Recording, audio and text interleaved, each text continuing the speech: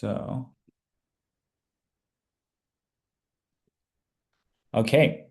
So Airbnb in Nairobi, Kenya, which is quite powerful, really on how to do this, how you guys can go about investing in whether you want Airbnb or you want to have a place. Maybe you just want a full-time tenant that can come in and live in your amazing place, right? So what we usually like to do, you can put in the chat, whether you're watching on YouTube or here in the Zoom, put a number one if you want to. There's actually two ways you guys can go about this, and this is what I'm going to help people learn.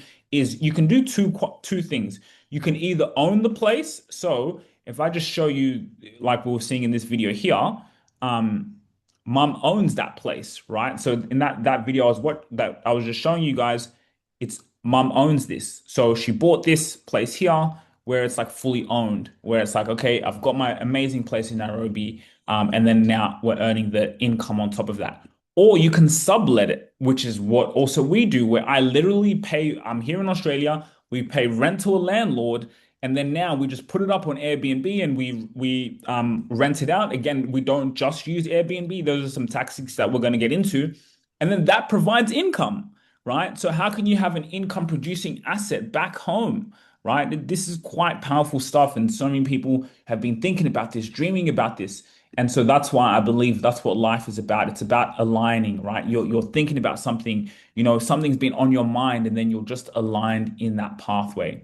So, yes, let's get into it. So, first disclaimer is, none of this is financial advice, of course. This is all through experience. Everything we've done is just gone through experiencing this. Now, if you look at the screen here, this is, through our Airbnb. As you can see, 21,000. This is Australian dollars. Now we have a lot of people, let's say from the UK, US, but in 21,000 Australian dollars, let's say that can come out to about 15,000 USD, maybe, yeah, 12 to 15,000 USD. I think maybe around the 15,000 USD mark, but you can go in and Google what that is. But $21,000 through Airbnb. Now, this is also, we have also in Australia as well.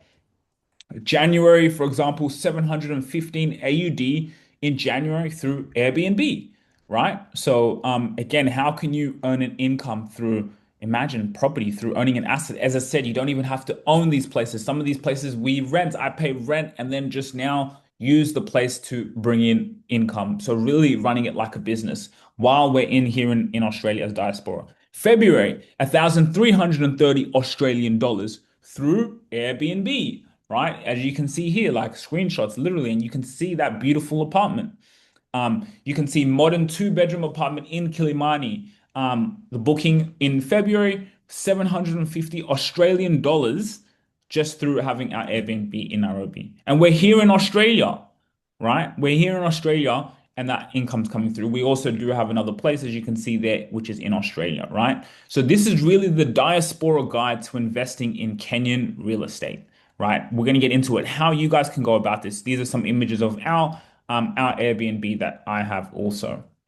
So, but before we get into this, I really want to do an activity with you guys, right? And play a game with me. Let's call it a game. I want to do an activity with you, and no matter what you're doing, I want you to, if you can, you don't have to do this, but close your eyes. I want you to close your eyes.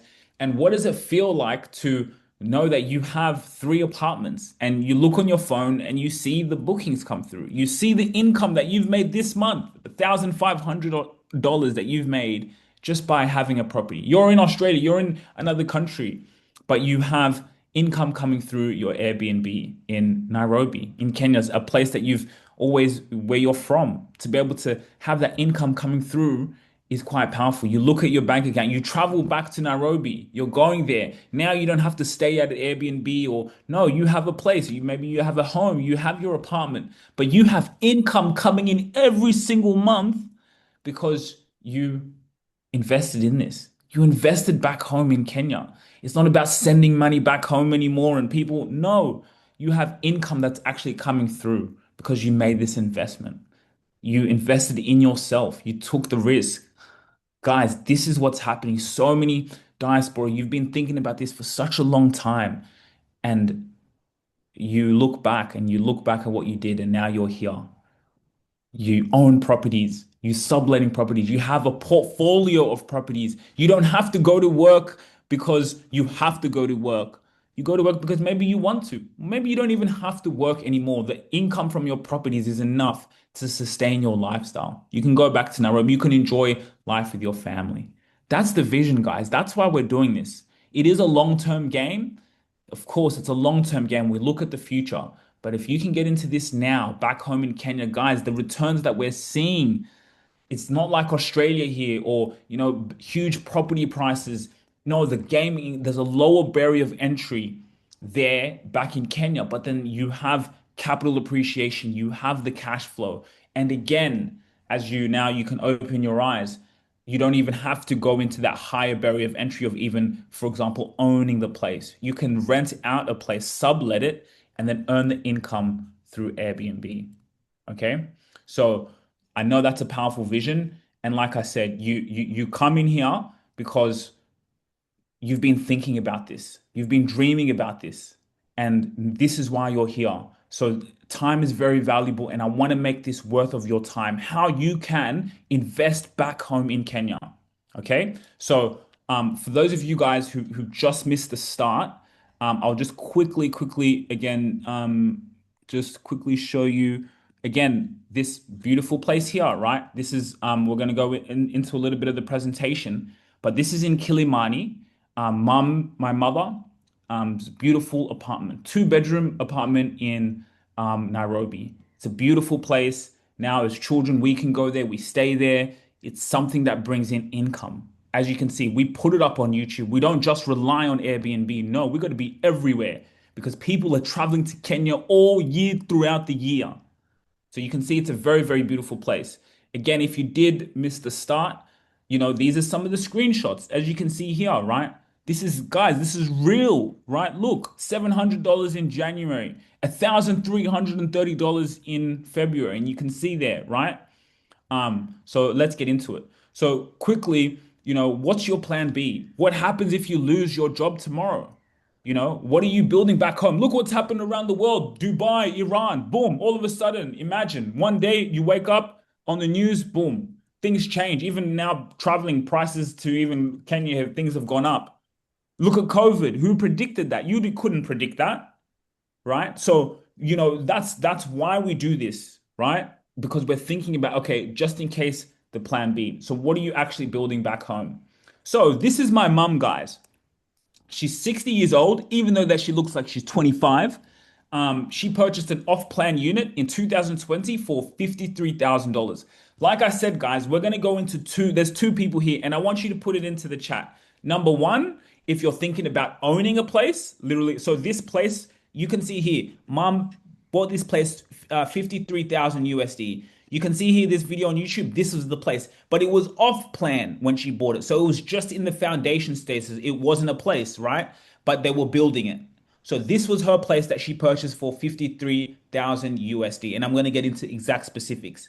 And then I said there's two things. So number one, if you're thinking about owning a place, put a number two in the chat. If you're thinking about subletting a place where you don't even have to own it, you could just pay rent to a landlord and earn income on top of that, right? So put a one if you'd like to own, like mum did, and I'll get into how mum did that. Or number two, which what I do right now, we have two now, I sublet. Literally, I pay rent to a landlord and I earn income on top of that.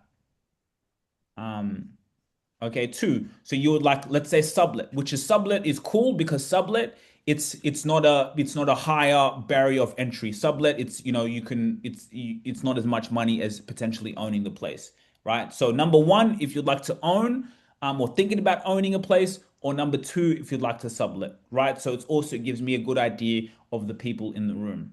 Okay. So anyway, let's get back to mom's story. So she purchased that off-plan unit I just showed you in 2020 for $53,000. She didn't, of course, put that $53,000. What she did was she put a down deposit here in Australia. She was here in Australia. So again, like mom has been thinking about this for so many years. She's been thinking about this. Like this has been a dream of hers, man. She's obviously been able to work. She's got a good income, but it's like, who do I trust? Who the hell do I trust? So many people back home in Kenya. Oh, it's even family members, family. Oh, there's an off plan, there's buildings, and you're just paying someone's bills, or you're just feeding someone. Imagine someone's just stealing your money anyhow. So, like, who am I supposed to trust? This is a decent lot of money, man. So that was her only problem. Who do I trust? But then obviously we had another auntie, actually, for some of you guys in the WhatsApp group, I was actually just talking to her today. She owns three apartments in Nairobi, right? She was really smart. She was working for Emirates, so she was traveling back and forth from Dubai to Kenya. So, she had a good amount of cash flow, and she was like, "Man, I want to get into this." So we went through her, and there was that Chinese developer, which you guys can see this apartment here. And so she wired over 20,000 Australian dollars in USD. That's probably about 15,000 USD. So you got to put a 20% down. So she put down a 20,000 Australian dollars, wired it, right? Before this, again, she was thinking about this, thinking about this. Then NCBA, one of the banks in Kenya, came to Australia. They were talking about diaspora investing back home. So that sparked her to, I really want to do this. But then it was about doing it safely. But anyway, 53,000 USD off plan, putting her down deposit of 20,000 Australian dollars. She actually did a mortgage. Okay, so it's not as much money that you have to put up, but paid that $20,000. Boom, she secured her place. Then, as of 2023, so 3 years later, it had a capital growth. So we paid for a valuator. Someone came in and evaluated because of the area, right? So as you guys can see, Kilimani, it's a growing area. It's building like that place. Obviously, there's quite a lot of people there. As you can see, this place here now, as they did a valuation, as you can see, this beautiful place, it was now worth 66,000 US dollars. So we're ready. This place now here, you can see her beautiful, her dream, everything that she was thinking of, she was now able to do, right?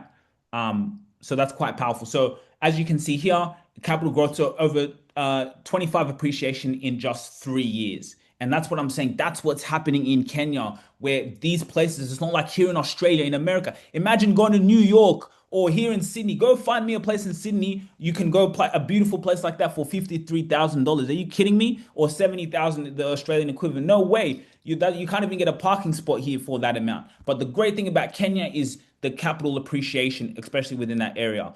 And then, as you can see here, she's put it up on Airbnb. One thing I'll get into, you can just look at that image, even that video, the furnishing she put into it, of course, is very high class. Even my apartment, man, we had to, furnish it really nicely because someone's got to come in and we got to give someone the best service possible. So you can see here, look how many reviews she has. Again, because she, if we're going to do something, especially us, we're going to do it at the highest quality. So the rental potential is about $1,067 a month. So that's about, yeah, $1,067 a month, which is about $12,800 per year. What I will also show you guys, just quickly. So actually, I'll actually show you a table of a net projected yield. So like I just showed you there, let's have a look at it here. So like if we're going to get really into the numbers, have a look here. So right, for a one bed unfurnished, let's say you pay in US dollars, we will have Australian dollars soon, but unfurnished US dollars, Kenya shillings, 8.5 million US dollars. That's about 65,000 USD, right? This is a one bedroom unfurnished in, let's say, a place like Westlands. You pay stamp duty 4%. That's about $2,000. So boom, the total cost that you would pay, let's say this was 65,000, but the total cost you would pay 9 million Kenya shillings, which is about 70,000 USD. What's the rental income on an unfurnished? So maybe some of you guys, if you want to own a place, again, and remember 65,000 USD, but you're only putting a 20% down deposit, 20 to 30%, and then you can pay it off in installment plans, it's actually quite manageable. But anyway, 70,000 all up. Rent, it's about $700 a month. You can rent it out. Yearly rent at 95 occupancy rate, you'll look at $8,769 for the year. So basically, the net yield that you'll get is 11% yield on that, which is not bad, right? A one bed which is furnished, like mom's, for example, but mom has two bedroom. Let's say it's 65,000 USD. Same thing, you'd pay around 76,000 USD. You see the yearly rent here. You guys can see $12,276, which is about $1,000 a month, right? So that's a 14% net yield, right? These are real numbers. And again, that's with also my mum's. So 12,000 a year. If you do now Airbnb, which Airbnb, again, it depends, right? It's not going to be all hunky dory. It's not going to be, if you really write a really tight ship and run it like a business, that we've been able to also not just relying on Airbnb, but we use that term Airbnb, meaning having that rental, business. You're looking at a 16% return if you do it well, which is a yearly rent of $14,289. $14,289, which is a 16% net yield, right? So those are quite powerful numbers to show you. And like I said, look, if you see this screenshot here, what does this say? $21,000 through Airbnb, right? So we're not like this is quite powerful stuff.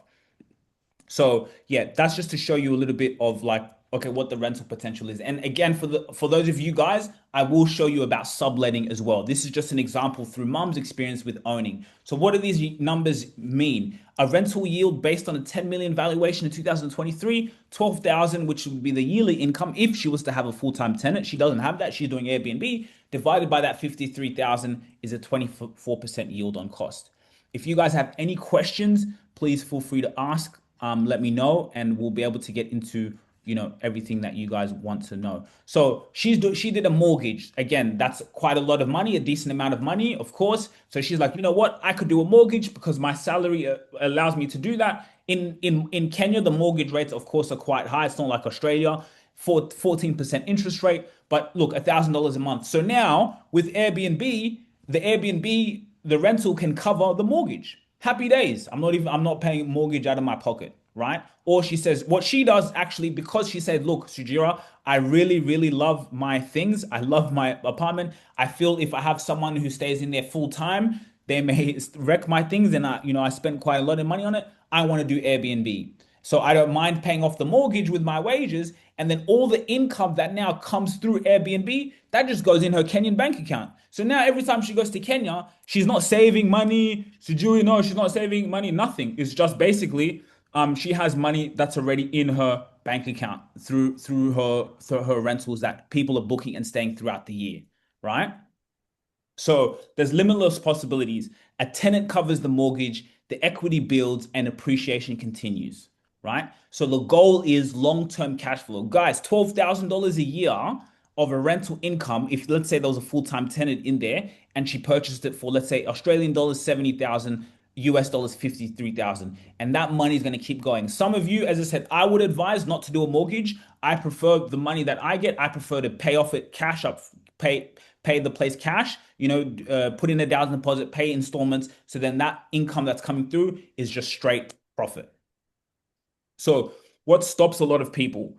Who can I trust? Like I said, mom wanted to do this. All this we've just shown you. I've just shown you all of those numbers. That's fantastic. But there's also some stories I've heard. Thank God I haven't gone through it, just because if we're going to do this, we're going to do it right. But sending money, it can be scary. People will scam you. Again, your family. Oh, they will say, "Oh, home, I'm building this," da, da," and someone's even stealing money from you. Like who? It's really, really hard. That's why you really got to run it as a business. But it can be really hard. So that's what stops a lot of people. Maybe some of you people, you've just had that fear of like, man, like I really want to do this, but how? How do I go about this? That money I'm sending $20,000 that she had to wire from Australia. Like, come on, man, that's someone's life savings, right? So that's what stops a lot of people. And put in a number one or number two in the chat if you feel what I'm saying. So who am I? A little bit on like who I am. I was born in Kenya. So I was born in Kenya. There you can see mum still looks like the same. I moved to Australia when I was 3 years old. I was born in Kenya, but moved to Australia when I was three. I've been a football player. I went through YouTube and then built in a business here in Australia. And then my father and I, we started an African campaign for Africans to take our names. I removed my colonial name because I'm like, wait a minute, why is my first name a colonial name? That doesn't even make sense. Like I'm Kenyan, I'm African. So then I removed that and then took my Rwandese name because my dad's from Rwanda, mom's from Kenya, and which is Sugira. So we started that, which has kind of taken off a little bit on social media as well. So my journey in Kenya, how did I get here, right? I also kind of got here through love. I fell in love with my partner in Anyango.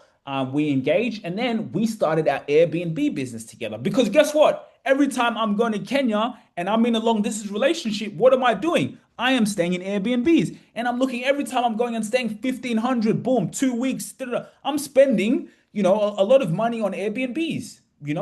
So when we used to go and stay in Airbnbs, I used to think, imagine if we did this ourselves. So every time we went to stay in Airbnb, not only would we even be getting content out of it, but we'd always look as a couple and be like, what do these guys do really well? What are they doing? We look at the quality. That there's some things that'd be missing in the place. I do gotta say, and I'm not even saying this because she's my mum, but like I'm like when me and my partner stayed at my mum's place here. And my mom literally, and that's why we also have one in Australia. We literally have an Airbnb here in Australia in our home where we pay rent and we put it up on Airbnb. But she's just really good. She's really good. When a guest comes in, they have to have everything. And that's one thing that I told my partner. I said, babe, when we do Airbnb ourselves, when a guest comes and stays at our place, they're gonna miss nothing. They're gonna have everything. And again, don't watch what I say. Just watch what I do. I lead by action. You can see this YouTube video here of me doing a tour of my mom's place.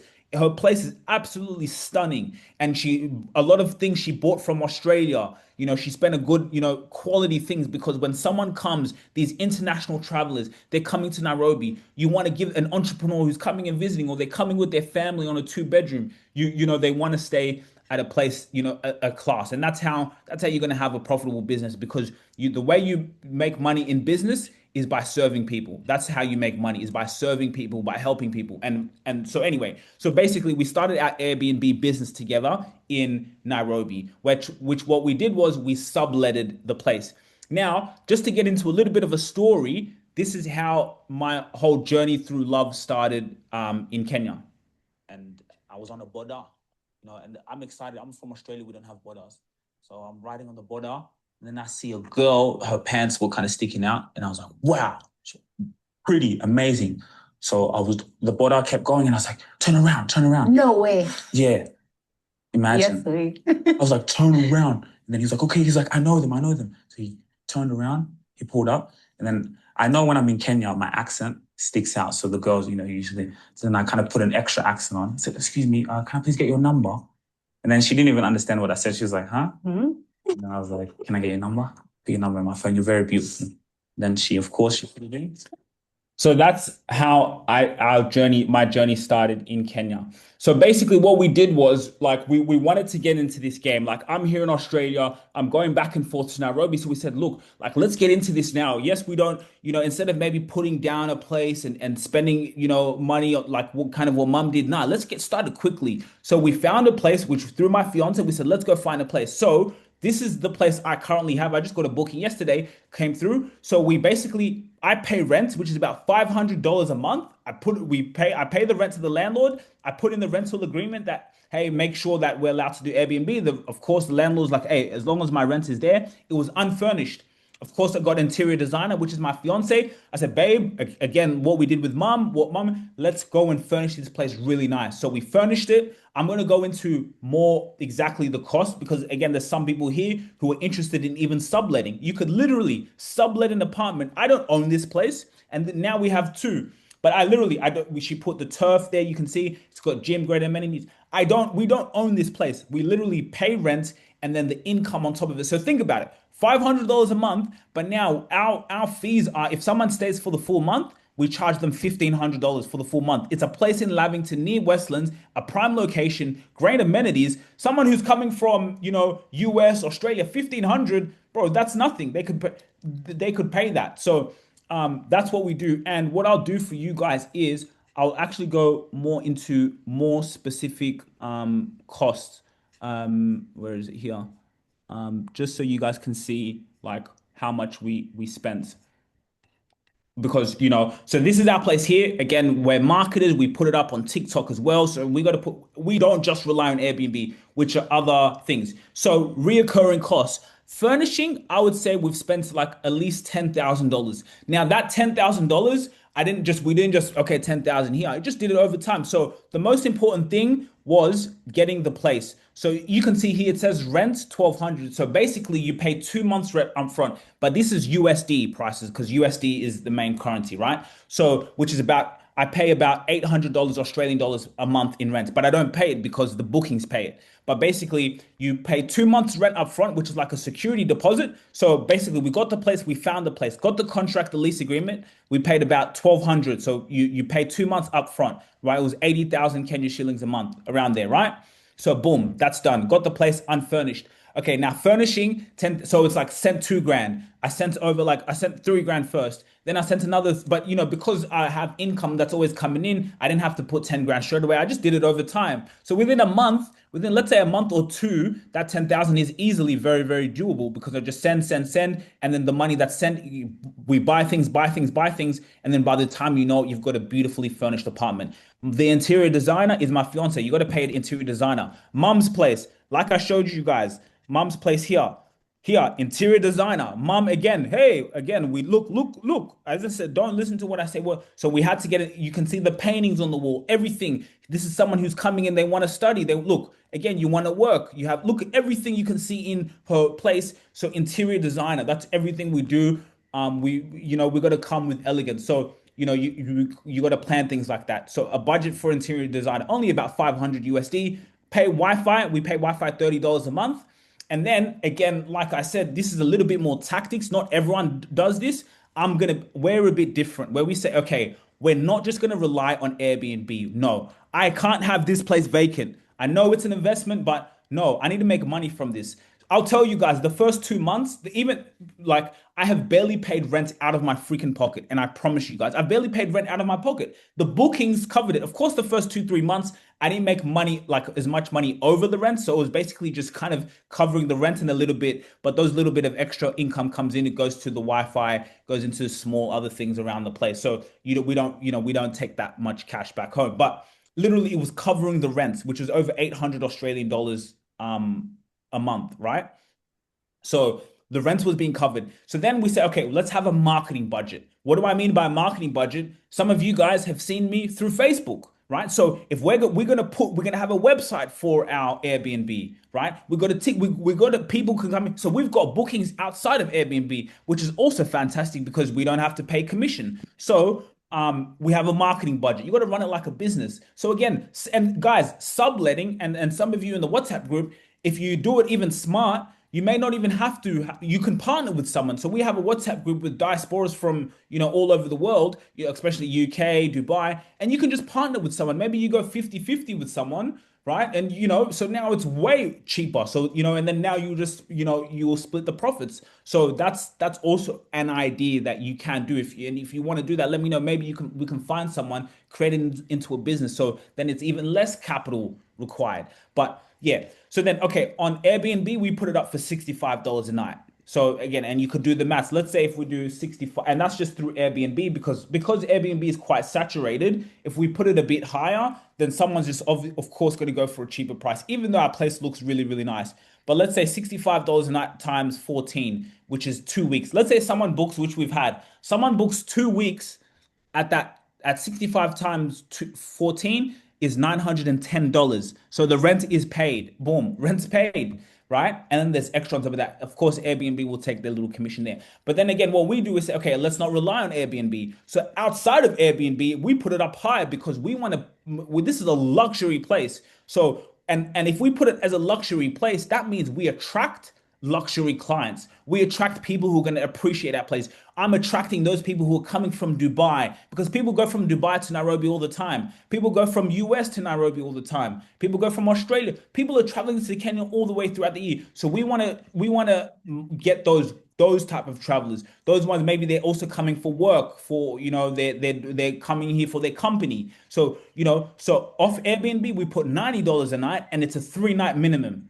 If they do weekly, we'll say, okay, we'll give you a discount at $80 a night. And then you can stay, like, let's say you stay a week. So just do the maths on that. The rent is already being covered. Everything else is cash flow. And then if they stay in the month, which is my favorite, some will come in and stay 2 months, 3 months, then we charge them at $70 per night. And then remember, I'm only paying rent at $500 a month, right? So like, again, this is quite powerful. You could sublet the place and look at these are all the prices. I literally broke it down for you guys. So that's quite a powerful strategy for some of you guys. If you want to get into it, you can get into it doing that Yeah. way, right? So this is the place that we got. So, these are a little bit of the numbers. We paid the bond and rent. I think my first furnished amount was sent 4 grand. And then like, let's get started. We went live on Airbnb within a month, right? So far, what's really important is location is very, very important. This is our place. So this is our place in Lavington. Now we just got our second apartment again through subletting. So for some of you guys, okay, maybe owning might be a bit tough. Maybe and a good strategy could be imagine you just sublet. You sublet an apartment, put it out on Airbnb, you earn income. By the time you know you look in a year, that money now you can even put in a down deposit to own a place. So now you own a place, maybe you own a place and you're subletting like 3 places. And look what's happening in Kenya. For those of you around sports, African Cup of Nations is going to be coming in Kenya next year. So I'm so lucky because the final is going to be near our state, is near our place, near Junction Mall. So imagine we're going to be booked out. I know, like you want to get into this stuff now. So which comes to the next thing. Why Kenya? Why now? Kenya GDP is growth 5% annually. It's one of the strongest growing economies in East Africa at the moment. It's the financial capital of East Africa. Major banks, telecoms, multinational companies. Guys, I was in New York just recently and I called this company here, T-Mobile, because I was in America and I needed a SIM card. I called T-Mobile and then I was speaking to one of the ladies and then I was like, this accent is very familiar.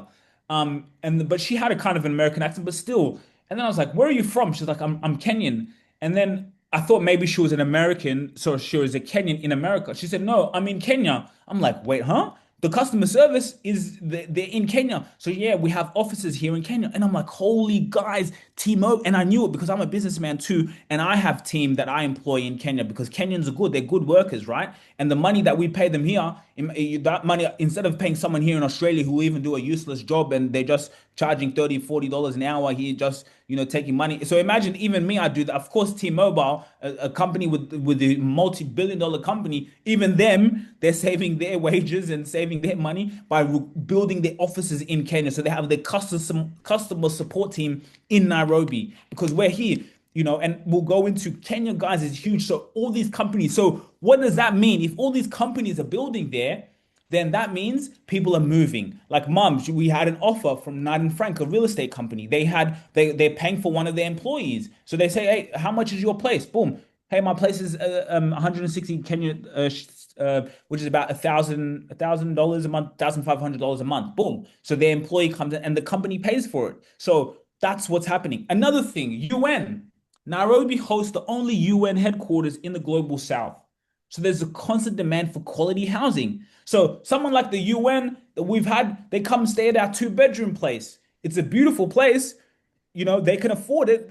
For them, 1,500 a month is nothing, right? But that is now paying bills. It covers the mortgage. For us who do Airbnb subletting, we charge, remember, 1,500 a month, they'll pay for the month, but we pay rent $500 a month. That's $1,000, and that's USD, baby. I'm talking about, we're in Australia, so USD is a bit more stronger. So USD, that's extra income coming in, right? So the infrastructure expansion, Nairobi Expressway, there's ongoing road expansions. The infrastructure drives the property demand.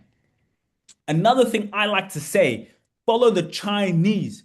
I do a little with our company at ETS Rubasha Media. I do a lot of business with the Chinese on, other projects that we do in what we're doing in private equity and a whole other thing. But Chinese have been building in Kenya over the past decade. They see where their future lies. I live here in Australia. You see all these buildings in Australia here, Sydney. It's not the Australians here who own them. It's the Chinese.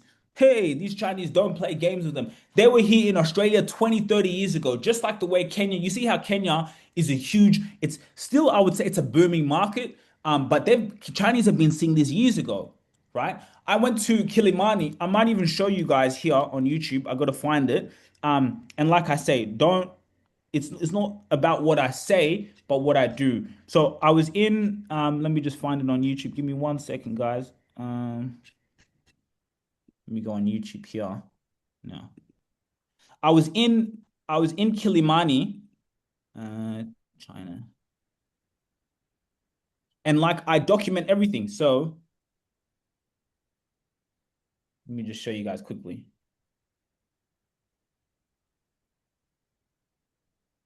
Chinatown, killing money. So this is when actually it inspired me. This is when I knew something is happening in Kenya. Guys, this was me and my partner. We stayed at an Airbnb in Kindaruma Road. Um, and across the street there was a Chinatown. I'm like, oh my goodness. Because I know me, I lived in Australia. There's Chinatown here in Australia. There's Chinatown in New York. Everywhere in the world you go, there's Chinatown. I couldn't believe it when I was in Nairobi and I saw a Chinatown. My Airbnb is just there in the background. You can see all the apartments. The Chinese guys have been building. They just stay quiet. Look at this, guys. This is in Kilimani, right? So here we are. We went to go eat in Chinatown. And so the Chinese, it wasn't full. There wasn't that many people in there, but that's because they're building, because they know what's happening. They know within 10 years, this place is going to be packed with people. That Chinese are very, very, very smart. So I say, follow the Chinese. This was before I invested in my own Airbnb. This was before it. I had to take the video. I had to vlog this as a moment in history. One day, this is history in the making. I just couldn't believe it. I'm like, wow, there's a Chinatown here in Nairobi. We went in there. We went in. So I'm just showing you guys just to show you. Look, we're there in Chinatown in Nairobi, right? So that's what I like to say is follow the Chinese, right? What they're doing is quite powerful. So they're building, and you can see we got their developers, they're China. So that's quite powerful. They've been building. So if they're doing it, then why can't we do it, right? So what are some of the rules in investing back home? Again, if you want to sublet, you don't even need all this, right? Again, there's two type of people in this webinar. Either you want to get into the Airbnb game and you don't want to put in that much capital, you can do the Airbnb arbitrage like we're doing, or if you own a place like mum's apartment that I just showed you guys, right? So Kenyan passport holder. Also, if you're a Kenyan citizen, you don't just have to have a Kenyan passport. You can be a Kenyan citizen and you get all these rights as well. You have any property type anywhere in Kenya, freehold land with full ownership rights, and agricultural land with no restrictions. What documents do you need? Again, that's mum's place there. Again, mum owns this place. So passport ID, KRA, PIN certificate. What is a KRA PIN? A Kenya Revenue Personal ID number. And anyone can get this. I'll go into if you don't have a Kenyan passport, because there's many people here who don't have a Kenyan passport or who are not Kenyan, for example. A tax identification number issued by the Kenya Revenue Authority. So you needed to buy property in Kenya, pay for stamp duty, and register a title deed. What else? You can open up a bank account, you pay your rental income tax, and you register as a business. This is our beautiful place there. How do you get it? You just apply online through the KRA iTax portal. It requires a passport and the lawyer will assist. If you do not have a Kenyan passport, which a lot of people don't, or if you're not Kenyan at all, maybe you could be from Nigeria, you could be from Australia, you could be from anywhere. You can have apartment and houses with no restrictions at all. There is a leasehold land that you get for 99 years, which you get own it everything, and then every 99 years, whether you pass it down or you sell it later on, yeah, after the 99 years, you put it into the government and then they extend it, right? What you can own, agricultural land and government requires approval, and you cannot own freehold land outright. And you can have, it's not a must have, but a Kenyan bank account is cool to have, but you don't have to have a Kenyan bank account. So your team, you need a trusted contact on the ground. Like I said, that money mum sent $20,000 here. Me, look how much we spent on furnishing my place. Do you think I could have just sent that money if I didn't have someone like my fiance that I could trust on the ground? I sent over $10,000 just furnishing an apartment we're subletting. I had to pay the bond and da, da, da. But I could send I sent that money like it was nothing because I can trust. I'm not worried, right? So you want a good trusted team on the ground, and if you don't have that, of course, that's what also we do as well. You need a lawyer, right? Lawyer is very important. Like you see, mum's place, that you can see there, we had to get a lawyer, and the lawyer does the due diligence. The lawyer helps with everything. So also, if you guys have any questions, feel free to ask or raise your hands while you're doing it. So what are the financing options? You could do a cash purchase, which is, again, this is for owning the place, right? If you Airbnb subletting, it's a bit of a different game. And feel free to ask questions on getting started into that. But cash purchase, it's a stronger negotiation power with developers, and it's a faster closing process. I showed you mum's beautiful place. She did a mortgage, which we'll go into, right? No bank approval delays, immediate ownership, lower long-term cost. I have my other auntie who she just bought hers in cash, right? So she owns three properties now, and she just did basically a cash purchase, which was basically she was working for Emirates in Dubai, and so she basically just paid her off. Her place is now, and I'll just show you really really quickly. So this is my other auntie. She owns this place in this is one of our channels as well. She owns this place in Kilimani, right? It's a two bedroom. Again, she's also stylish as well, just like us. Look at her. Everything furnishing she did. She bought this place kind of just through cash payments. Boom. She was traveling from Dubai. She had the money. So now she has three apartments, guys. She actually has, right as we speak, she's got people in there, and they pay her $1,000 a month. $1,000 a month that just comes into her bank account. She's diaspora, just like many of you guys. Or if so, so I know some people here are foreign investors, but for the people here, like my mum, she's diaspora, right? She's working in Dubai, but boom, look, and again, quality, furnishing, everything. We do Airbnb, but like we said, she was like, you know what, Sugira, Airbnb can be a little bit slow. We need to be creative. We can't just rely on Airbnb. This is up. We put this up on YouTube for people to come in and book. So you can see her. She does everything with class. It's a really beautiful place. She owns three now, just by getting started to do this. She got her first one, went and got her second one, and now she got her third. So she did hers through kind of cash, was just boom, let me pay it off, paid off, paid off. So now the money that she gets now is cash in her pocket. She's also kind of a housewife in America because her husband takes care of everything. So that money that's coming in through her Airbnb, hey, she's chilling, right? She doesn't, she's just letting that sit and accumulate in the bank. And imagine over a long term, when she goes to Nairobi, she goes and stays in her apartment, right? So cash is always the best, I would always say.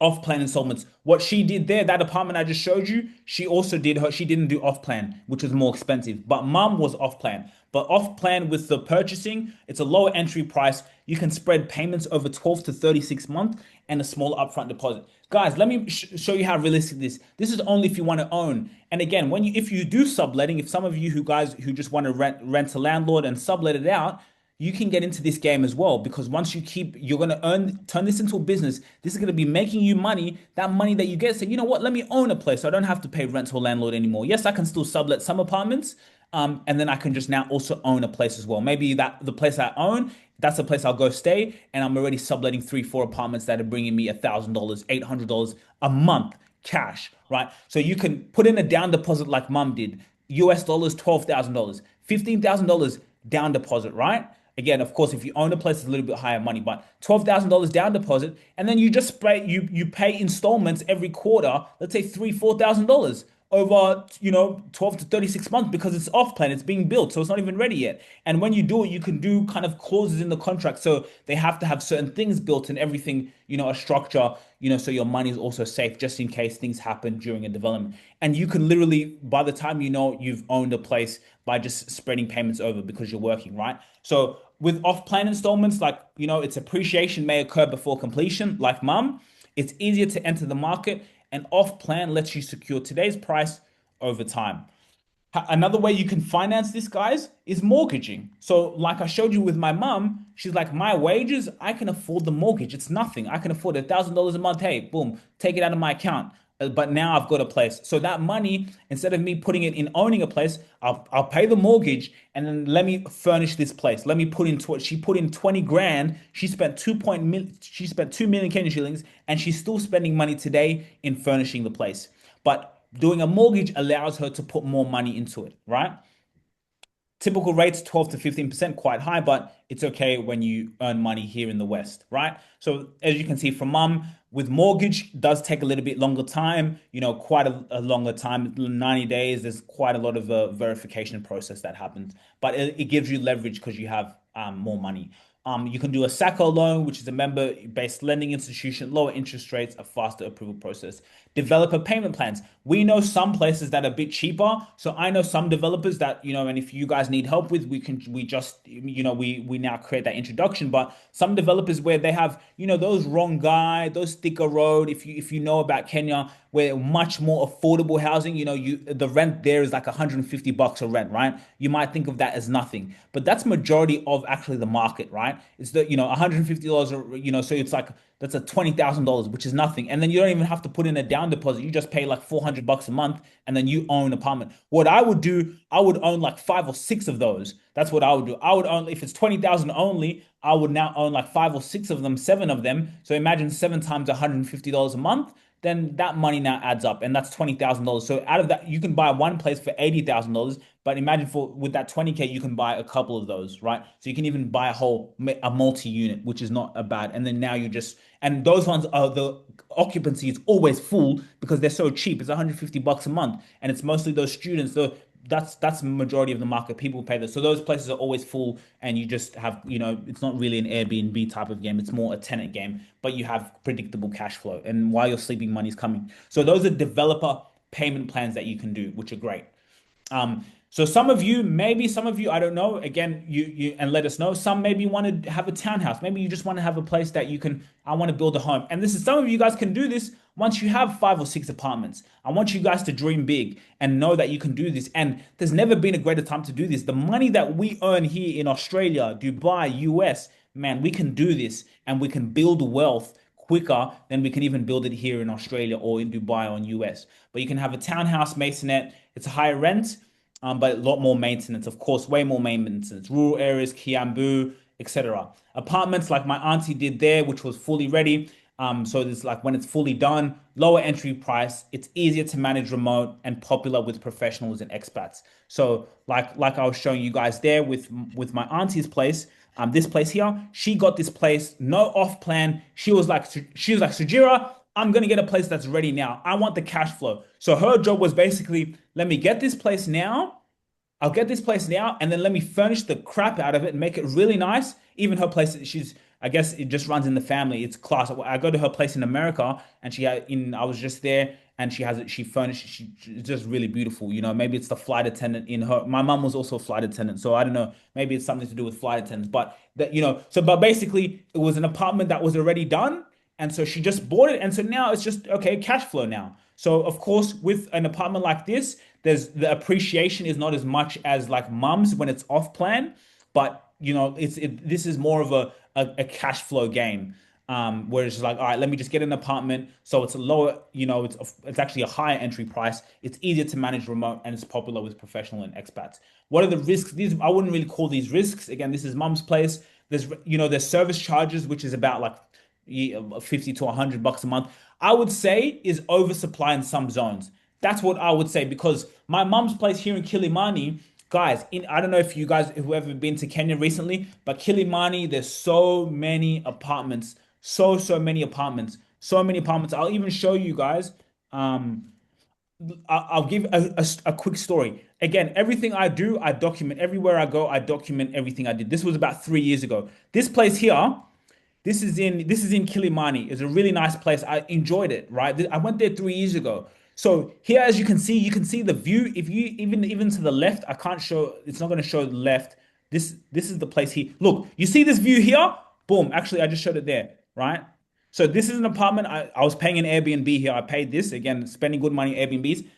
You just saw it there. Again, I'm just going to show. Look at the view, right? Beautiful view, good view. Can you imagine? I went there like 2 years later or 3 years later, and there was a whole big apartment constructed blocking this whole view. I was disgusted. I was like, are you kidding me? I stayed here 3 years ago. I love this place. I recorded content out of it.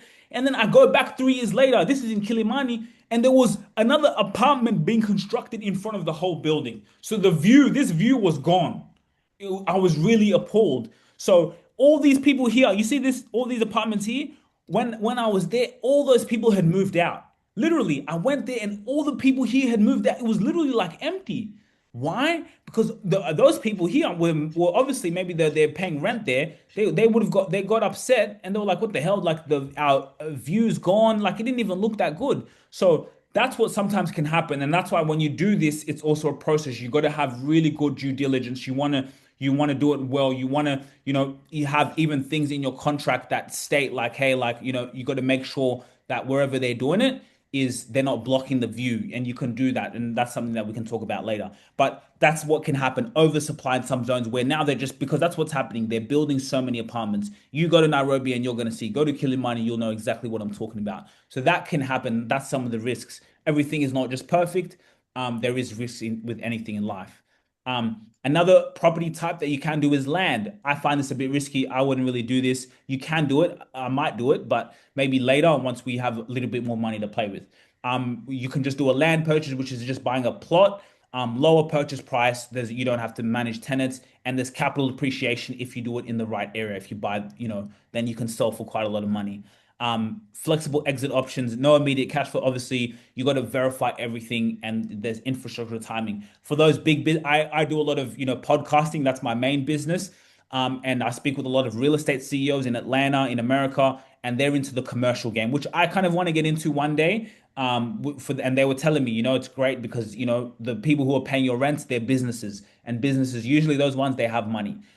So it's high rental yield. It's high tax, very high tax in Kenya. So if you don't have a business, it's kind of pointless. You need to have a registered business so you can have a tax write-off. But longer lease agreement, these guys sign lease agreements for 5 years, 3 years, 4 years, right? Because they're businesses, and you have corporate tenants.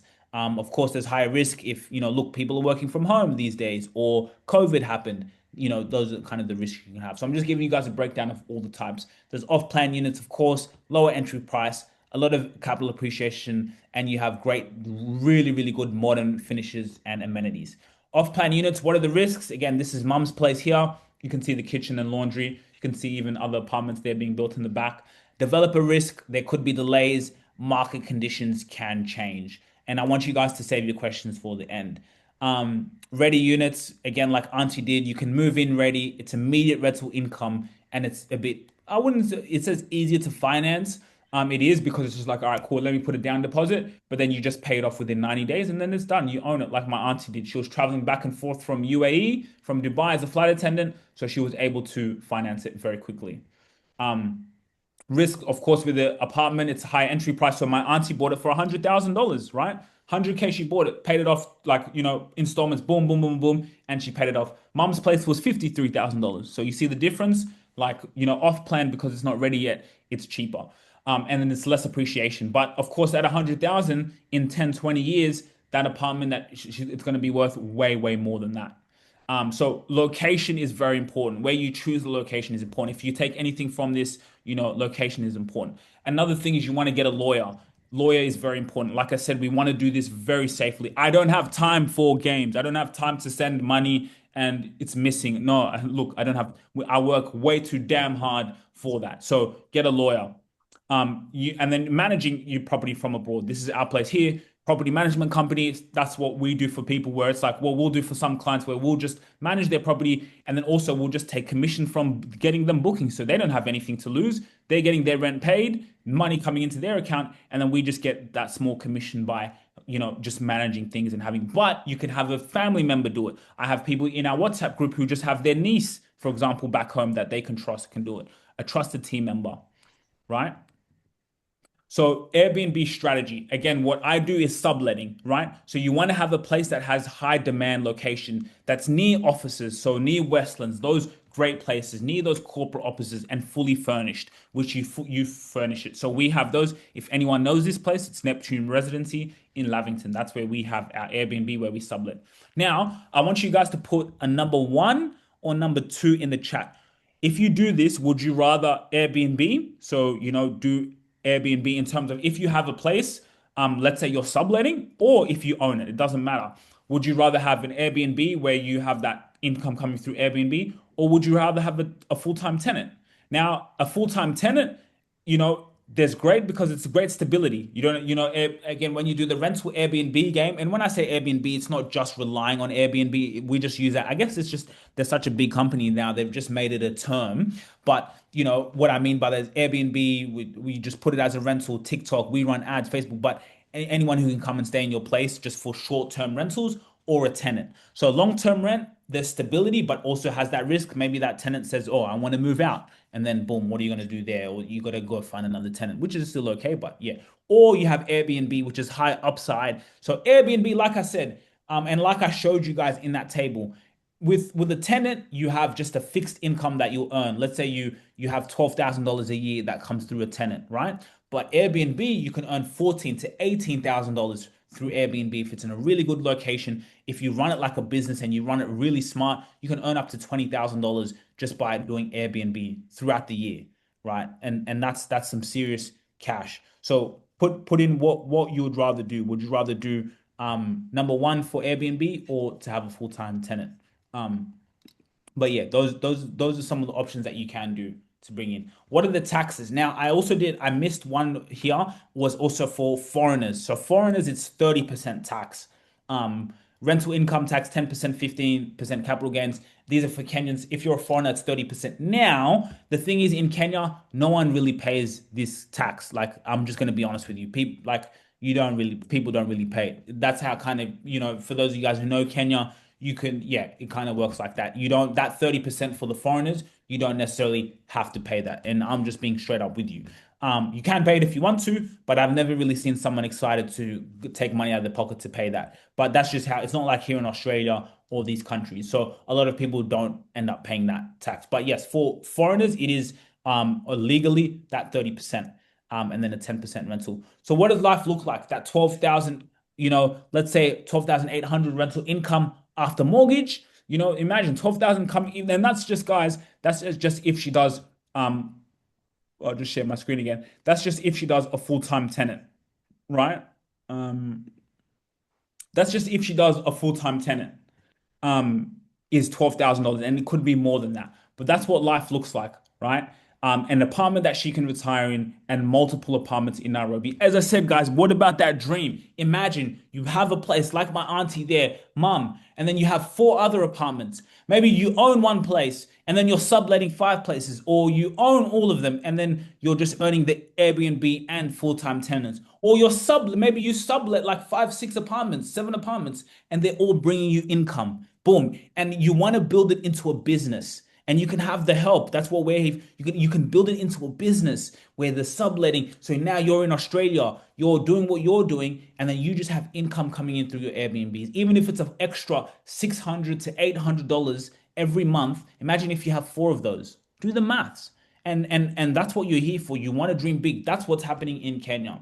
So you want to have a five-step action plan, right? Like if you want to take value out of this, a lot of people come to these webinar, guys, they get motivated, they get inspired, and then they just, like 99% of people, they just don't take action. I'm part of the 1%. The reason why I created a business, the reason why I did this, because I didn't just say, oh, how people do, oh, that's a great idea, yes, and then you think about it, you think about it, you think about it, and then you just don't take action. And then by the time you see next year is done. And man, I'm going to be laughing when next year turns around. 2 years from now, 3 years from now, I'm literally going to be laughing because I'm like, yes, I did it. I did it. I prayed about this. I knew it. And my mom, even look at mom, even her, right? It doesn't go in vain. So you want to take action on this. And that's what this thing's for, is to give you the game on how to do this, or even if you need help doing it. So what's your five-step action plan? What's your goal, right? What's your goal? Is it, I want to earn capital appreciation if I own a place, or Sugira, maybe I just want cash flow. Right now, I just want cash flow. I want to earn $500 every single month through my Airbnb, right? So, and you can have both. If you own a place, you can have the capital appreciation and the cash flow. So you can have both, which is fantastic because you own it. You get capital appreciation from it. Like mom, she could have sold hers and she would have had big profit on that sell. Of course, she kept it, but you get capital appreciation and that cash flow that comes in, $1,000 a month that comes in. That cash flow goes into her Kenyan bank account. So now when she's in Kenya, she doesn't even have to save money. Oh, I'm going to Kenya this year, I need to save. She's already got a lot of money sitting in that account through the bookings. So, or you just want to have cash flow, right? So you got to define your goal. Then you got to define what's your budget. What's your budget? Do I have capacity to own a place? Do I have capacity to, let me invest money into this? Let me put money into this to get the right services around me to do this properly. And then I can, so, what's my budget? How much have I saved? How much do I have in savings that I've been able to do this, right? Maybe you have enough to go in and own it and invest into this. You can do that. Maybe you just have enough to do the rental Airbnb game like I did, right? Where it's a lower budget, way lower entry, but then you can still get that cash flow as if you owned the freaking place, right? Sorry for the language, but yeah, what's your budget, right? So the fantastic thing about this, you don't just have to have that higher budget to own. You can sublet this place, and then you can even partner with someone. So then it's even half of that budget, right? So you can do it with someone, which is even more powerful. So it's less cash, but then you're gonna get the money that comes from it. So define your budget. Then you want to build a team, whether it's us, whether it's someone else, whoever. You want to have a good team because I couldn't do this what I'm doing by myself. I couldn't do it with people on the ground. I'll just be honest with you. I am way too busy running my business and doing what I'm doing here in Australia to be doing all this. Of course, I'm more on the business side of things. I'm more on the strategy. Okay, how do we get the bookings? I'm more, okay, let's run ads, right? Let's not just rely on Airbnb. I'm more on the strategy side of things because I want to see more money come into my bank account every single month. And I'm sure a lot of you guys do too. So that's what I kind of do. I more do the strategy, but the bookings, the managing the bookings, all of those things, the cleaning. Do you think I have time for that? How can I do that? I don't. But I've got a really good team back home, and that's also what we provide for our clients as well. And then due diligence, which is the lawyer, and again having the right team to help you do the due diligence because it's a lot of money that you're going to spend regardless of it. Even to get services around this, you're going to spend money, so you want to do your due diligence, and that's really your action plan there.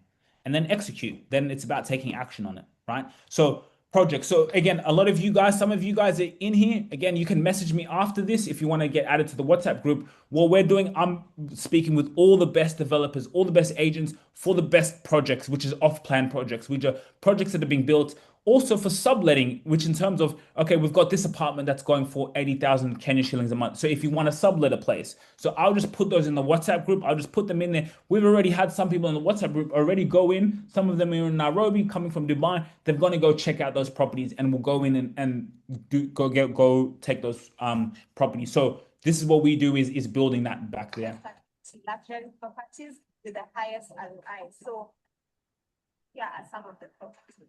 This is off-plan Westlands here, you can see.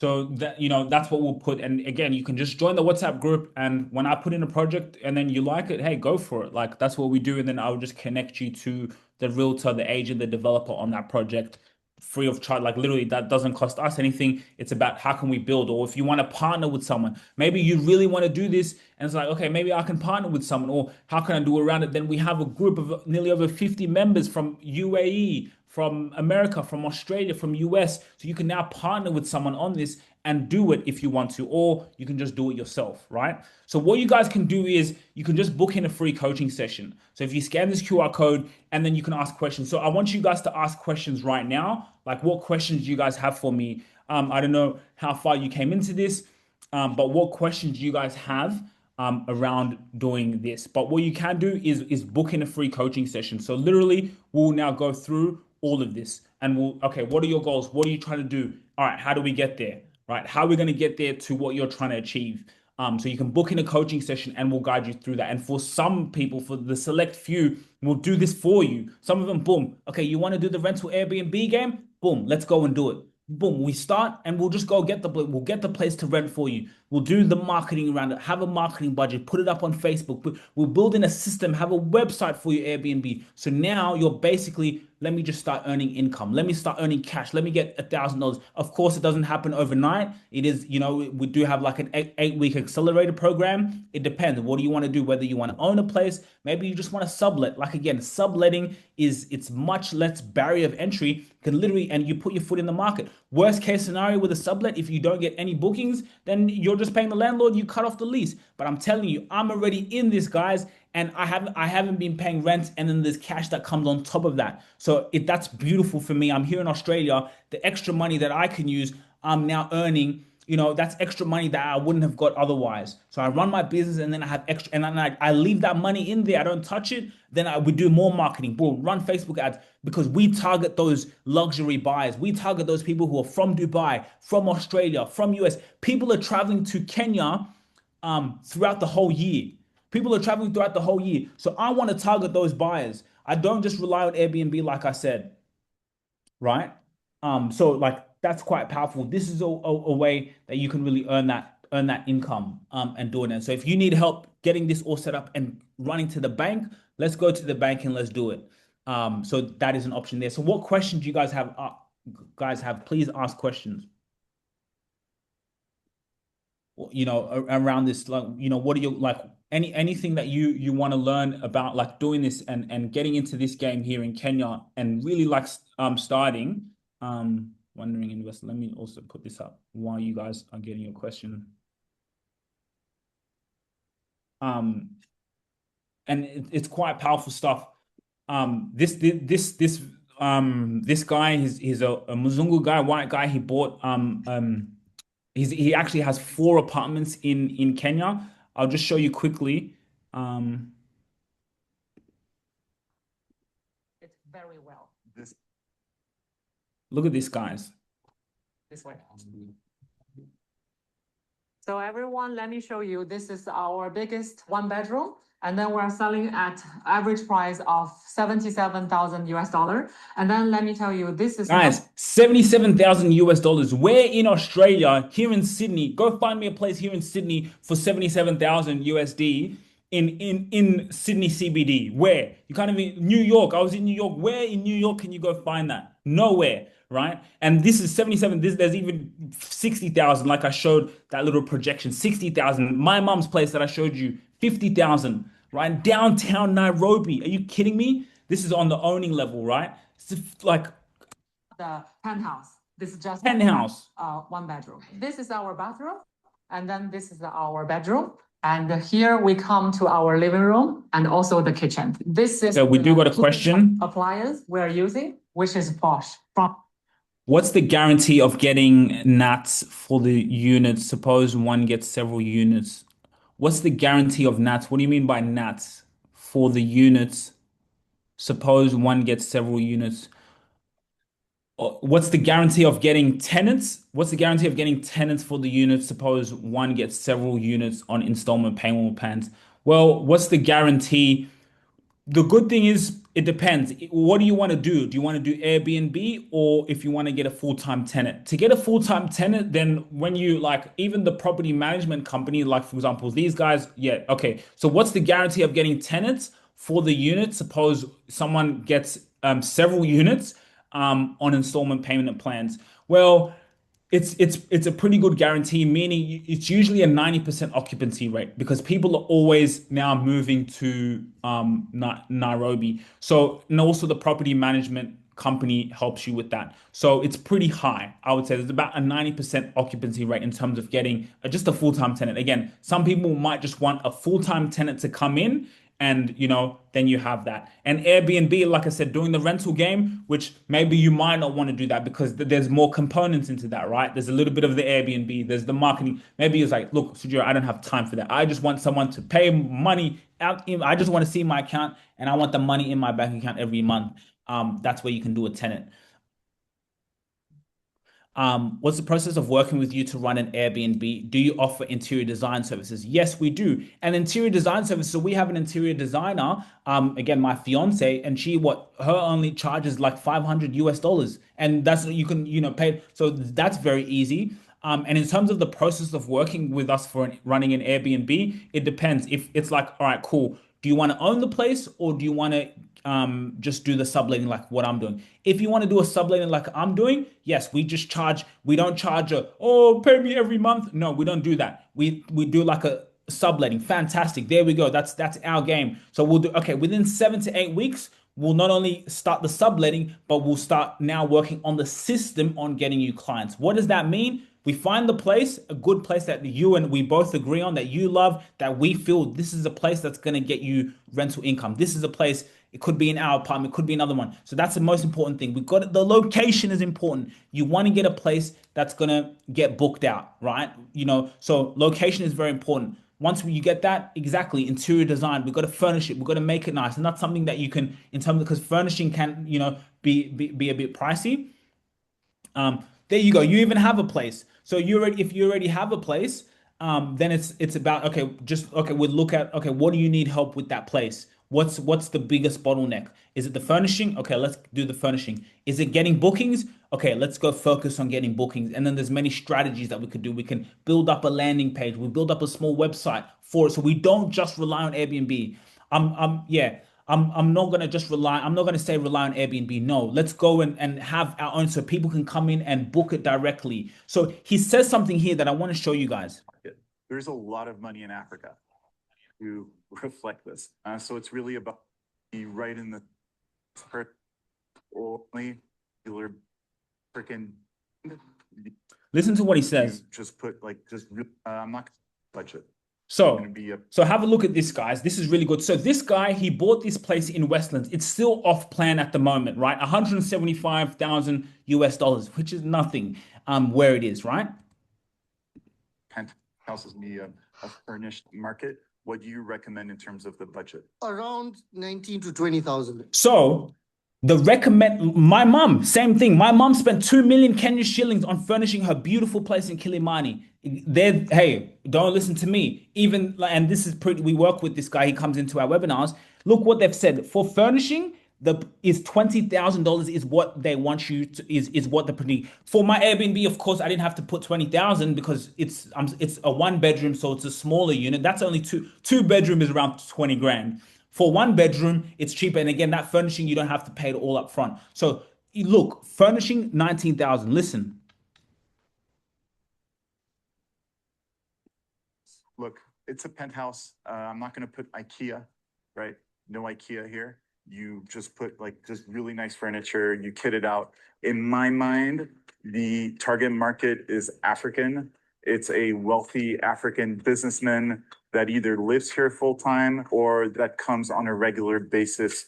So even just to answer your question, Ojango, you said, what's the guarantee of getting tenants? You see what he's saying? We even find out, you see who he says he's his avatar, that person, whether you do Airbnb or a full-time tenant, those Nigerians who are coming, they're traveling, they're doing business back and forth, back and forth to Nairobi. Look. To Nairobi, it's not necessarily going to be some expat family. It's going to be a Nigerian who comes to Nairobi for a week per month or a few months per year, or some Sudanese business person that lives here. They want to impress. They want to be right in the center of everything. They want to be close to all the nightclubs. So it's really about showing off. And the furniture will have to reflect this. That ultimately is my target market. There's a lot of money in Africa. There's a lot of money. And if you have the right product, you can tap into that. You see what he said? You see what he said? So he already knows my avatar. So that's what we do. So we say, okay, cool. We're going to build a place for that. So we got a question from Kim. What security and assurance does someone who is not Kenyan have when they're investing in this property? Like I said, lawyer. Lawyer is very important. We do not pay nothing until we go to the lawyer that does the due diligence. So this guy, he's not Kenyan. You see this Muzungu guy, this white guy, he's not Kenyan. He has 4 properties. We work. So this guy, he comes to our webinars. We do webinars every single week. He didn't come. I didn't get him today because I just wanted to do it with you guys. But he can come in and you guys can join in him. So we always say the lawyer is very important. So you get the lawyer. The lawyer, we do all the paperwork with the lawyer first. So before, like my mom, that 20 grand that she sent to AUD before she, the lawyer, we had to go through the lawyer. The lawyer does all the due diligence. This is an off-plan investment here. So off-plan, there's risks that come with that. So the lawyer, of course, you do due diligence. We go find the place, or even if you do it, but the lawyer, that's basically your security and assurance. A good, and of course we can refer a lawyer, or you can find, that's very easy. But the lawyer is very good because the lawyer secures everything and makes sure everything is good. And then even when you pay the developer, you don't even pay the developer direct. Like these guys, we pay the developers' lawyers, right? So is the lawyer to answer that question. Would you connect a land parcel owner to the Chinese developers to put it up in apartment block tile? And what does it take, all requirements? That's a very good question. Would you connect a land parcel owner to the Chinese developer? That's something that we can do. That's not really expertise, so I don't want to answer that with something that I'm unfamiliar with as yet. That's something that we would then like, so for example, we would now connect you with, like, for example, now the people on the ground, whether it's the developer or the agent that we have. So you can message me and then we'll go and get that, and find out exactly that. So that's something I don't want to give you, and yeah, to put up investor. So that's something I don't want to give an answer that's not like 100% certain on there. But that's a great question. So yeah, like this is powerful. Whether again you're not from Kenya directly, or you want to do it, or if you want to get into the Airbnb game or invest in these guys, I want to show you one video, and maybe some of you guys have seen this. But I put it in our WhatsApp group. I'm just gonna play it because it's quite powerful stuff. Bear with me, guys. And feel free to ask more questions. Where's our Invest in Kenya group?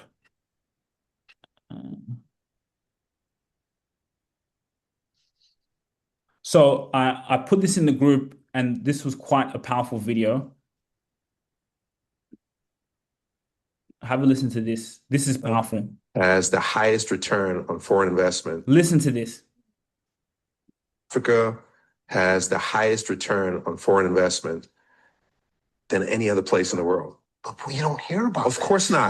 Right. Of course. Right. The global average is 7.4. Africa is 11, right? So nobody knows that, and nobody thinks that, and nobody talks about that, Right. because it's counterintuitive to the perspective that they have. I'm going to keep it a buck with you, because I've often thought about this, especially, getting older.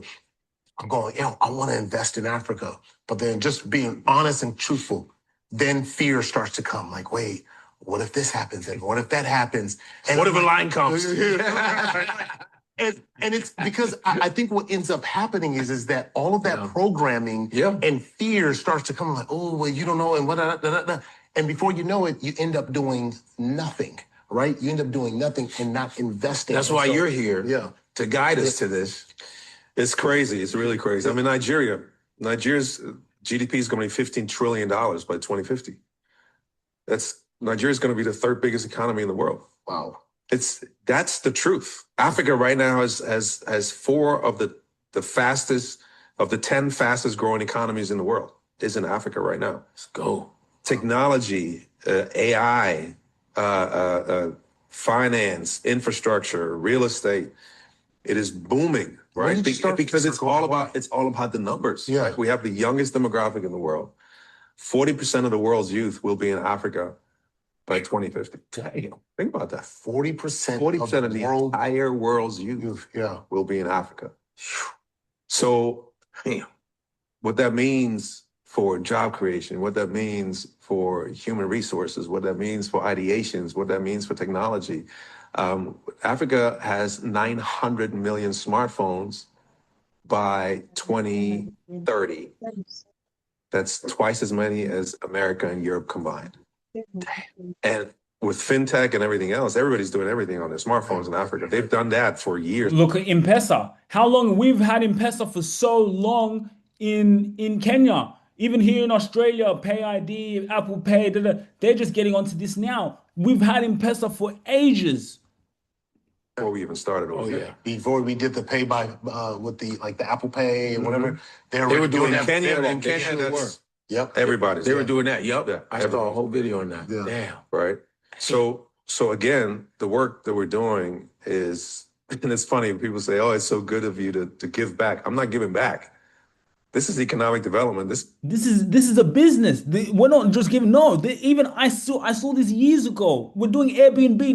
We're not. Oh, I'm giving back. This is a business that you could do while you're here in Australia. Listen to what they're saying. Investing. This is understanding that Africa is not an emerging market anymore. Mm-hmm. It's a booming market in endless sectors. And Right. this is probably why you see a lot of the people from China starting to come into. Not starting to come in. They've been in Oh, Africa for they've the been last 20 years. What did I say earlier? Oh, wow. Yeah. Investing, especially in. So we're just now finding out. Yeah. Yeah. For decades, they've been Yeah. very busy in Africa. Yeah.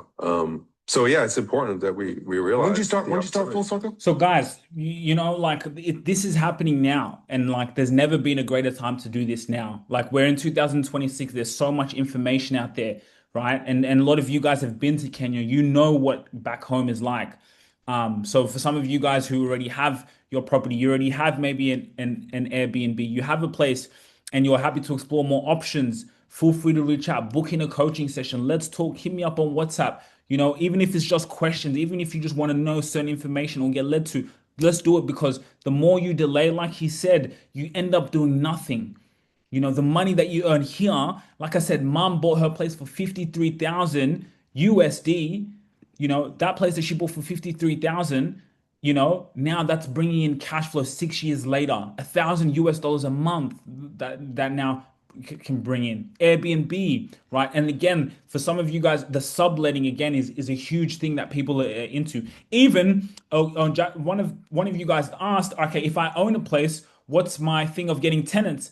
And we even have this in our WhatsApp group. You can own a place and then sublet it to someone like me, I'll pay you rent every month, because now I'm putting your place on air. I have it on Airbnb. I'm earning, you're happy because I'm paying you rent. I'm happy because I'm paying you rent, but the income I'm earning on top of the rent is significant. I pay you $800 a month, but I'm earning $1,800 a month just through putting it up on Airbnb. Again, African Cup of Nations is coming next year. I'd be crying if I didn't. I was so happy when I heard where the final was going to be. It's going to be near my Airbnb, near Junction Mall, for those of you guys who know. So African Cup of Nations is coming next year, guys. What does that mean? Tourists are coming. People from all of Africa will be coming.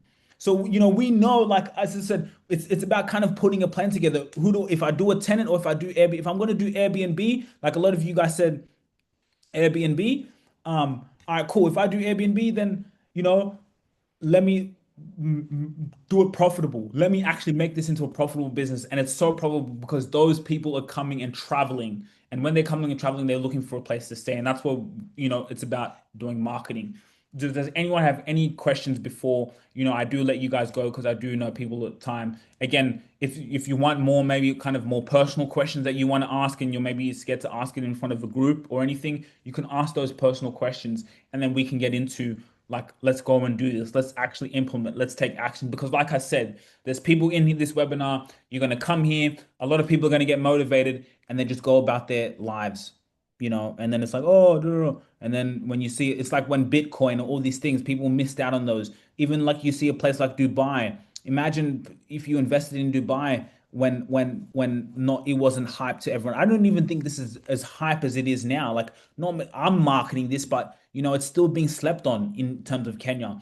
But you know, I know in a few years, in maybe 5, 6, 7 years, everyone's going to be jumping on this bandwagon. By that time, you could have 4 to 5 to 6 apartments that's bringing you income already. You're already in the game. You've even retired. Maybe it's even your full-time business now, where you just literally own multiple units. Some of them you do Airbnb, some of them you lease out. I was even thinking the other day, I spoke to one developer. I was like, oh shit, Mombasa. I can they were showing me the numbers of the rental yields in Mombasa, 12 to 18%. I'm gonna go take a trip there just to go look at, we'll go get an Airbnb there, because I always go to Mombasa and I stay in Airbnbs. So I'm like, that's another. I was like, oh, I could also do that, because the returns are 12 to 18% on Airbnbs in Mombasa. And you know, we are putting some of those projects in the WhatsApp group. So like, man, the limitless. I'm also from Rwanda. That's a market I might get into later. Of course, Kenya's way too vibrant. You know, Rwanda's a bit more quieter, which is where I'm from. But yeah, Kenya's way more vibrant and more for the Airbnb and rental game. So guys, you know, you came here for a reason. You came here because you've been thinking about this. Like, I believe heavily in manifestation, that you've been, you know, your phone knows what I'm in the marketing game. So I understand marketing at a psychological level. That's why when we do the Airbnb business for our clients, we get them bookings outside of Airbnb, because when you're thinking about something and you're, you know, let's say you're traveling to Nairobi and you're like, well, man, I really want to go stay at a good place. Well, okay, then guess what? You're going to go on your phone, and then things are going to start popping up on your phone. You'll go on Facebook, you'll see an ad, maybe a luxurious, nice apartment that you say that's affordable, that has an offer. Boom, and that's our apartment that's getting booked. So you guys are here because you've been manifesting this in your mind, and then you saw my advertisement. You saw my advertisement because you've been manifesting this. And so now you came here for a reason. So it's about really taking action on that, or it's about using this information that I've given here and take it with you. Where you have a team already, go and take it, go and do it yourself. As long as you have this information, because I also know that's how business and life is. If you give value to people, just like if you own a place, if you subletting or you own a place, that money that's coming into your bank account, it's not because you're scamming people or because you're doing nonsense. No, you're giving value to people. People need a place to stay. Someone's coming with their family to Nairobi for 4 months. They don't have a place that they can stay at the moment. And you're giving them that service. And that's how you get money. The only way you get money in this earth is because you serve other people. Even you go and work in a job for 8 hours a day. Don't just think I'm working a job. No, I'm serving people. I'm serving customers. And I should be grateful serving people. I should do it with a smile. So this is a great way to earn an income where, and the best thing about it, when you do it over a long period of time and do what I'm doing, where it brings you that cash flow. And when you build up on that cash flow, it changes your life. I'm here because this changed my life. So let me know if you have any other questions. I'll give you guys space. And if you guys want to do, this is a service that we do provide in helping you do this safely and securely, whether you want to own it or whether you want to do the Airbnb. We will help you get it up and running, get things going, get the place, help you furnish it, and then help you now get bookings so you can earn income through it. Okay. So again, of course, like a lot of things, it takes money to make money. Whether if you own a place, I'm going to spend this amount of money because I'm going to own it. If you want to do a service like ours, I'm going to have to put in some money into this so I can at least, but imagine the money that you put into this, then imagine now you're earning income on top of that. If you want to book in a free coaching session, what you could do is if you can scan this QR code, if it's not working, because for some reason I don't know why it's showing half, I will send a calendar link just now, and then you can now book in a free coaching session, and then we can have a chat. And also, has anyone ever here thought about owning a place? Let us know if you ever thought about owning a place. What are some questions around? Also, are you Kenyan? Are you maybe a foreign investor? Kind of where are you from, or what type of goals do you have around this? But guys, Africa, man, I travel there all the time. It's beautiful. I love going to Kenya. I know I literally love going to Kenya. I look forward to it all the time. Of course, I also got to go and I work with my clients closely. So like I go quite a lot here from Australia, and it's the best feeling in the world. But there's no greater feeling like being in Kenya and I have income that's coming in through my Airbnbs, right? So now when I go to Kenya, another thing, when I was going to Kenya, I was spending money on Airbnbs. My goodness, I was spending money, of course, which is, we're going to be some of you guys, we're going to be on the other side of it now. People, when they come to Kenya, they're going to go and spend money on our Airbnbs, which is good. I've just put my, where you can book in your coaching session with me in the chat here. What's your question? Do you pay extra expenses after owning the property? Yes, you do, but they're very small expenses. You'll pay like service charges, right? You pay Wi-Fi. So I'll share my screen again. As a foreigner, you can own a property. Yes, you can own. As a foreigner, you can own property in Kenya. It's like a leasehold land you get for like 99 years, but you can own the property. So you can own the property, you have thing. So this is the subletting game in terms of, so for example, we pay Wi-Fi $30 a month, things like that. There's service charges. Service charges are usually around like $50 a month. Things like cleaning, but yes, but it's not much. It's quite low. So and we can get more into the specifics of that. So if I go back here, so here, like again, like I kind of broke down the numbers, right? If you own a place, let's say you pay stamp duty, legal fees. So you can see here, $2,000, $600, da da da. And then let's say property management, you pay $500, and that's just like a 5% of, let's say, the rental income. Fees for finding tenants, for example. So, Ogango asked if what's the guarantee of me finding a tenant? You can pay to go for someone to find a tenant, and you get 1 month fee, and 18 months on average is the rental contracts that you get, right? 18 months averages, so which is great, which is that guaranteed income coming in. So there's small fees, service charges. You'll pay maybe like, let's say $200 a month, just to give you a light number is what you would look like paying. What's the next question?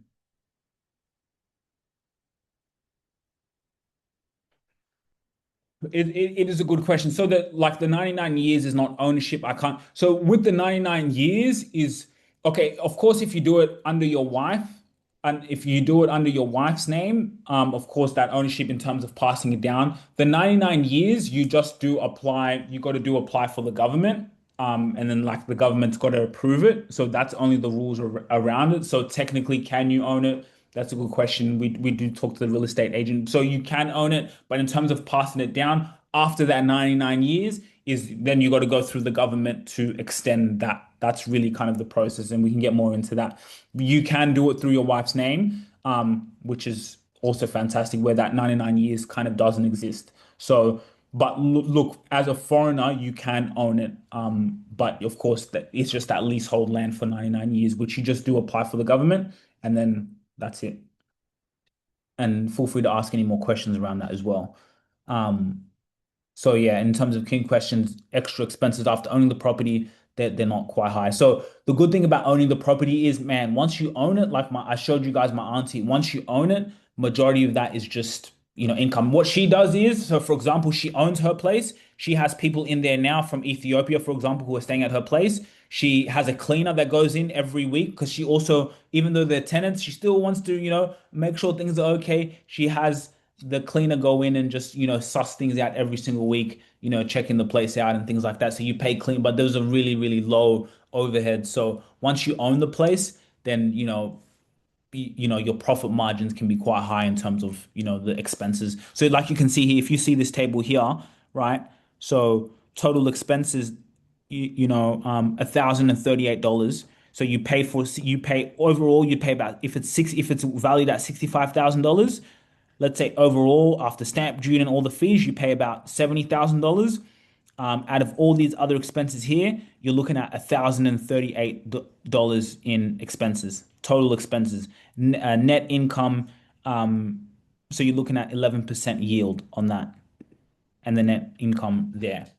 So this is the net project, and then that's unfurnished. Furnished, of course, there's a little bit more, 1,400 in expenses that you would maybe put, and a 14% yield. And like I said, Airbnb guys, you're looking at a 16% net yield at a 50% occupancy rate. Because I just did the maths with you guys earlier. So Airbnb, let's say Ogango has multiple properties. He's doing tenants. Maybe he wants to do Airbnb in one property, right? 65,000, you pay for it.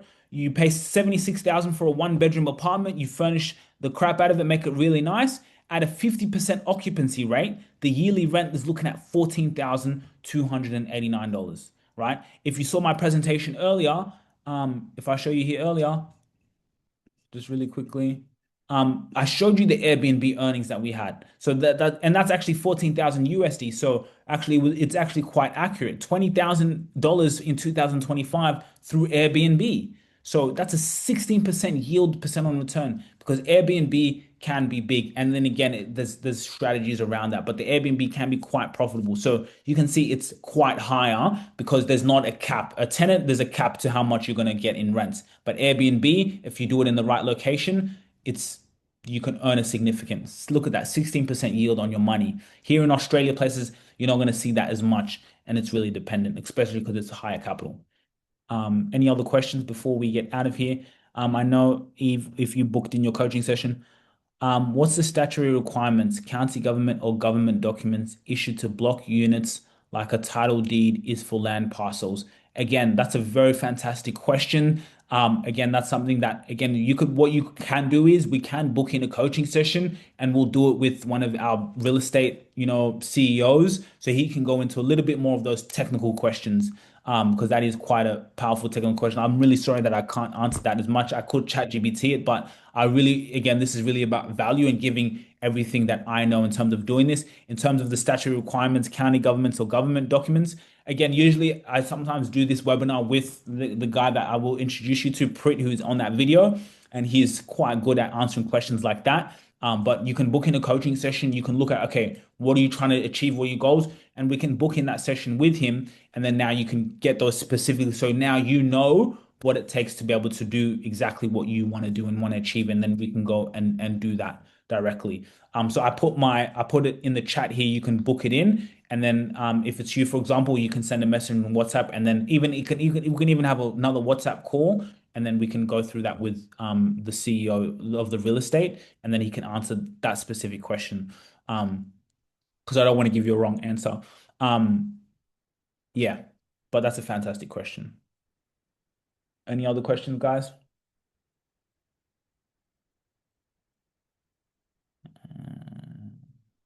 But I like that issue to block units. And what are you trying to achieve by? What are you trying to achieve by? So he's asked a great question. I can see from your calendar you've got Monday and Tuesday. Are you able to do Wednesday?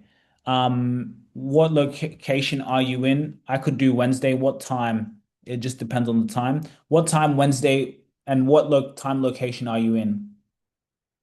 Um, and if Eve, did you book your meeting? You can put a thumbs up in the comments. I might look at that after. What time on Wednesday? And or just yeah, let me know what time zone you're in, and then I'll give you my availability because we do get booked at 10 a.m. So that's about 10 a.m. That's about 5 p.m. I could do um yeah, might not be 10 a.m. It could be maybe later in the afternoon. If you can do in the afternoon, potentially around 2 p.m. Dubai time, I could do that. 2 p.m. Dubai time, I could do that. But send me a text on WhatsApp and then I'll book you in. Or just book in another time, book in any other time on the calendar, and then I'll move it and then we'll move it around. Um, no worries, Django, no worries. And feel free if you want some of those questions answered, we can talk to a real estate professional. Do I have to pay the full remaining balance in the final installment in order to gain access to or use the property, or can I pay a certain percentage and get access to the property? Fantastic question. You don't have to pay the full and remaining balance. You can even split it up sometimes. So what you can do is you can pay that 20 to, let's say you pay 20% down deposit, and then you can even wait until you get a sale of agreement until okay, like even until it's even been built, it's been done, and then you can pay the remaining 70%. Or you can also pay in installments. So you can pay just say you can pay 20%, and you do get access. It depends. If it's an off-plan unit, if it's off-plan, it depends. If it's an off-plan unit, it's a bit different because it's being built. So if it's being built, then you're just going to be going and checking it out. You don't really have access. But if it's it's a full apartment, with full apartment, not you got to within 90 days, you got to pay the full apartment. If it's a ready, so my auntie, she had a ready unit apartment. You got to be able to pay that 20%. You got to basically pay it off within 90 days. So do you get access to the property? That's something that you'd have to now we go through the lawyer because there's certain places have certain different requirements. Some people are very strict, some people may allow. It's also dependent on how much you put as a down deposit. But then that's something then would go through a lawyer. But it also depends. Is that an off plan or is it a ready unit? So, you might be a little bit specific. If you want an off plan unit, then there's, of course, you can put in a down deposit, pay the installments over time.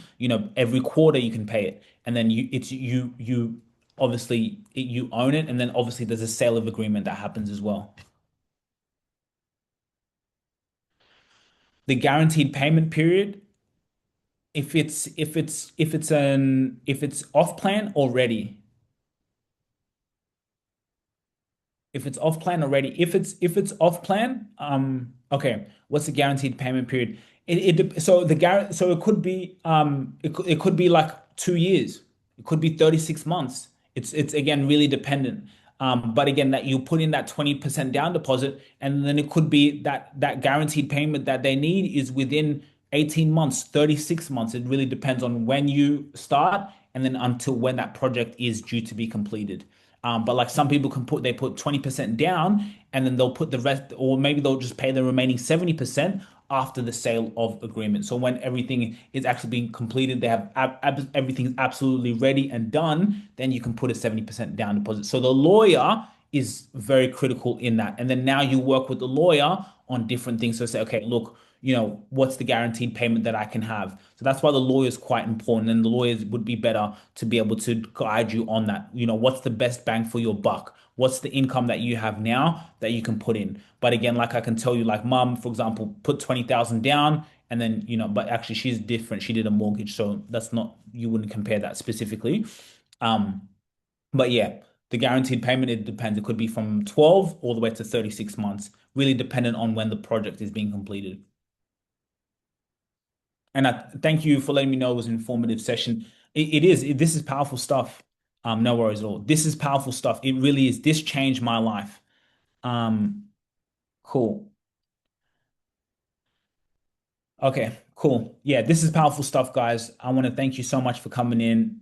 Again, it's game-changing stuff, and you can get into this, whether you want to sublet or own a place. It is eye-opening. It really is. And again, there's case studies. Again, I'm not just talking here. Again, I'm talking from the experience of subletting. I don't even own the place myself. I'm not going to say, oh, I own. I'm not saying what I haven't done. Everything I don't watch what I say, just watch what I do. If I don't have kids yet, but when I tell my kids, it's not about what I tell them. What are my actions doing? So again, I have 2 Airbnbs. Mom, we went through the process with mom, seeing it around. So just seeing the cash flow that coming in, looking at what's happening, I'm like, man, and not many people know this. And so many Africans want to do this. So many of us want to do this, but we just don't know how to go about it. But this money that I would spend here in Australia to do this, I couldn't. And mostly in Australia, it's negative gearing. It's negative gearing. It's more of a 30, 40, 50-year game. It's more of a long-term game. But imagine if you would have invested in Australia 20 years ago, 30 years ago, when the property prices were low. That's how Kenya is right now. Those apartments that you guys are seeing for $60,000 in 10 years, the Airbnb, the cash flow that can come from it is huge. And you can even do an off plan now, like my mom. You could get an off plan now. You put in that down deposit, you did it up by the time you've done, but then by the time it's completed and it's ready, you can even sell it. So you can even earn a quick 13, 20 grand, however it's appreciated in value is dependent, and you can even get a quick cash and sell it and then get another one and get another one. So that's why people are investing into Africa now, because they can see this. So we're still right now in the beginning phase. I would say beginning phases. So if you booked in your coaching session, you're a visionary. If you join the WhatsApp group, you're a visionary, because this is how you're going to get started now. So guys, I can talk forever. I don't want to keep you guys all here because you guys have all come in and spent your time with me. Thank you so much. Message me on WhatsApp if you haven't already, and we'll connect more, even if you have any other questions you want to ask me. Thank you guys, and I'll see you on the other side.